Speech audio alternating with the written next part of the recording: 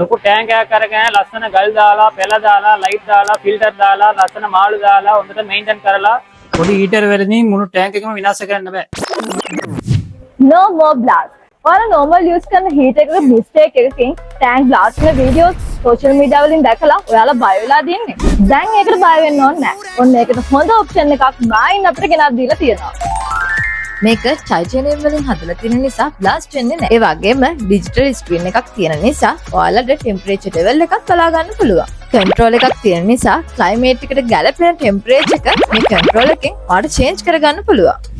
auto off protection. මේකෙන් board එකේ heat එක auto change වෙනවා. heat එක වැඩි නම් auto off වෙනවා. එතකොට ඔයාගේ fridge ළඟ soup එකක් වෙන්නේ නැහැ. ඉතින් ඔයාලට මේ වගේ අලුත් products ගන්න ඕන නම් අදම Royal Aquarium එකට එන්න.